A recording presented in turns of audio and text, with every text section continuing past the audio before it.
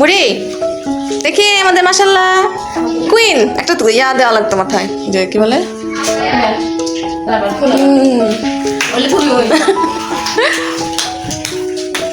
ধূপ ধূপ করে হাঁটতেছে কেটা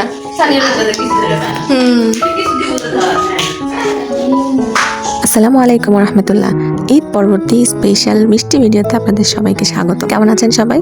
আলহামদুলিল্লাহ আমরা পরিবারের সবাই অনেক ভালো আছি। ঘুরতে গিয়েছিলাম পরিবারের অনেক সদস্য মিলে, শুধুমাত্র 3 জন মিসিং, আমার হাজবেন্ড, বড় বোনের হাজবেন্ড আর হচ্ছে আব্বু। যাই হোক, সন্ধ্যাবেলা বেরিয়েছিলাম আমাদের এলাকার মধ্যে খুবই সিম্পল একটা পার্কে। বাচ্চারা খুবই খুশি। আর বাসায় আম্মু রান্না করেছিল কাউনের পায়েস। কাউনের পায়েসকে আপনারা চিনেন, এর আগেও কোনো একটা ভিডিওতে হয়তো বা দেখিয়েছিলাম। চর এলাকাতে কাউনের আবাদ হয় এবং সেই চাল থেকেই পায়েসটা রান্না করা হয়।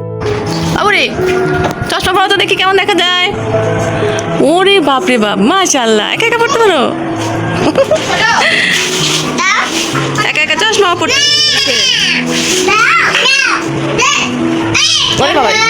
এই দেন যুদ্ধ লাগছে। চশমা নিয়ে আমার কি শীতে নাকি শীতে ছাড়া তুমি বলো কি করবো। সন্ধ্যাবেলা পরিবারের সবাইকে নিয়ে যে ঘুরতে গিয়েছিলাম, এইখান থেকেই সেই ঘুরতে যাওয়ার মুহূর্তটা শুরু হলো। আমরা বাসা থেকে বের হয়েছি মাগরিবের নামাজ পড়ে। আমার 3 ভাগ্নি, আমার ছেলে মেয়ে, আম্মু, আমরা 3 বোন আর আমার ছোট বোনের হাজবেন্ড, এই কয়েকজন মিলেই ঘুরতে গেলাম। এবং ঘুরতে যাওয়ার পরে সবচেয়ে বেশি ভালো লেগেছে বাচ্চাদের আনন্দ দেখে। আর এই যে আমাদের বাসাটা দেখতে পাচ্ছেন, রাতে একদমই জরাজীর্ণ একটা বাড়ি, কিন্তু বাড়ির বয়স মাত্র 2.5 থেকে 3 বছর হবে। ড্রেনের কাজ করার কারণে দেখতেই পাচ্ছেন খুবই খারাপ অবস্থা। বৃষ্টি হচ্ছে প্রত্যেক দিনই, মাটি ধসে পড়ে কিনা এই টেনশনে সারাদিন থাকতে হয়। কারণ কি, বাউন্ডারি দিয়ে যে আটকে নেওয়া হবে তারও কোনো উপায় নেই। রাস্তা কতটুকু যাবে তারও তো একটা পরিমাণ আছে। তো সে কারণে এখনো আর কোনো রকম ফাইনাল সিদ্ধান্তে আসা হয়নি, কবে কি হবে জানি না। তো সন্ধ্যাবেলা আমরা হেঁটে হেঁটেই যাচ্ছি, তো বুঝতেই পারছেন কতটা কাছে, কোনো অটো নেওয়ার প্রয়োজন পড়েনি। যদিও অটো দিয়েও যাওয়া যায়। বাহিরে অনেক সুন্দর বাতাস, আর বাতাসের মধ্যে হেঁটে হেঁটে আমরা সবাই মিলে চলে এসেছি সেই পার্কে।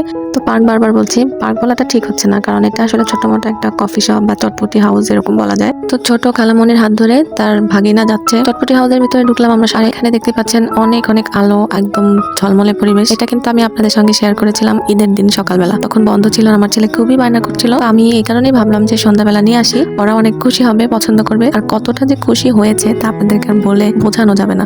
প্রচুর খুশি হয়েছে, কারণ আমরা কিন্তু সচরাচর বাচ্চাদেরকে নিয়ে ওরকম ভাবে ঘুরতে বের হই না। পার্ক তো দূরেই থাকলো, ঘর থেকে বের হতেই জানি বিরক্ত লাগে, আর আশেপাশে সেরকম ভাবে কিন্তু যাওয়ার মতো কোথাও নাই। তো ঘরে থাকতে থাকতে বাচ্চারা এমনিতেই বোরিং, আর ঈদের সময় তো আসলে বোরিং ভাবে রাখাটাও যায় না, কারণ ওরা এই সুযোগটাই সবসময় খোঁজে, কারণ মাদ্রাসা বন্ধ, স্কুল বন্ধ। এই জন্য আসলে ঈদের পরের দিন আর আসা হয়নি, 3-4 দিন পরে এসেছি। আর আমার বোনও যেহেতু আছে, এবং আমার বোনের বাসা কিন্তু খুবই কাছে। তো এখানে চটপটি, ফুচকা আর চা ছাড়া অন্য কোনো আইটেম নেই। তো এই কারণে একটু মনটা খারাপ লাগছে, কারণ চটপটি ফুচকা তো খাওয়াই হয়, একটু অন্যরকম কোনো আইটেম থাকলে ভালো লাগতো। সন্ধ্যাবেলা চারিদিকে অনেক অন্ধকার, কিন্তু তার মধ্যেও অনেক অনেক লাইটের আলো, কারণ পুরো পরিবেশটা একদম ঝলমলে। তো ভালোই লাগছে, বাইরে মৃদু মৃদু বাতাস।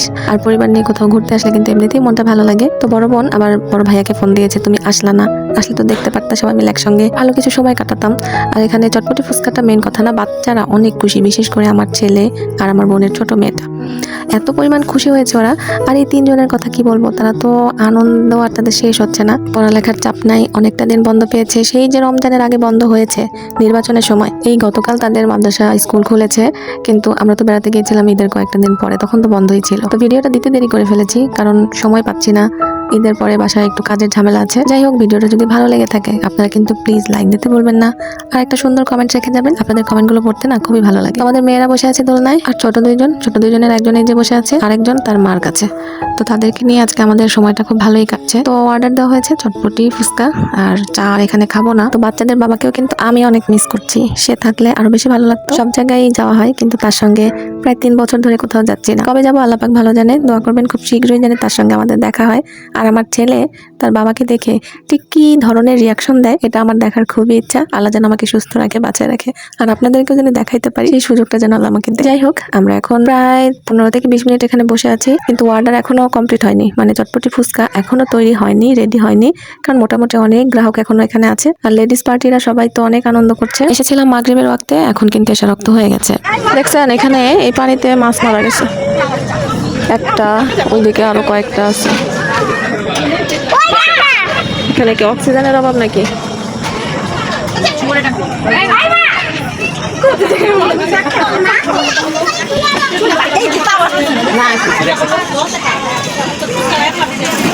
তো আমরা ওই পাশে যেই রেস্টুরেন্টে গিয়েছিলাম এখন আমরা আরেকটাতে এসেছি। এটা হচ্ছে ক্যাফে 30 ফিট।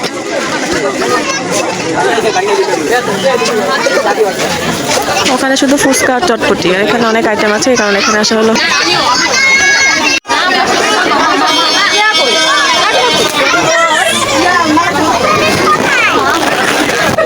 বুড়িটা দেখছেন নেই?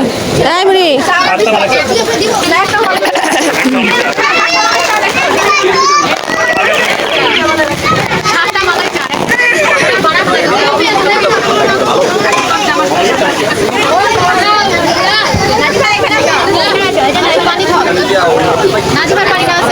তো ওইখানে তো শুধু চটপটি ফুচকা খেয়েছিলাম। এখানে এসে খেলাম মালাই চা এবং বার্গার।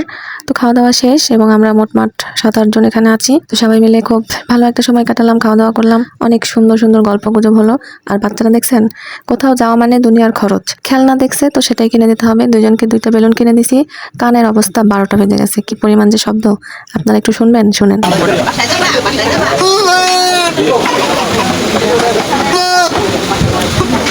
এখানে কিছু আছে।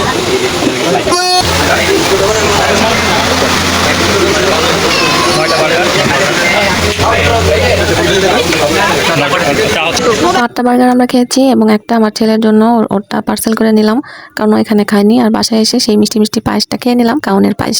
তো আজকের মতো বিদায় নিচ্ছি, ভালো থাকবেন সবাই, আল্লাহ হাফেজ।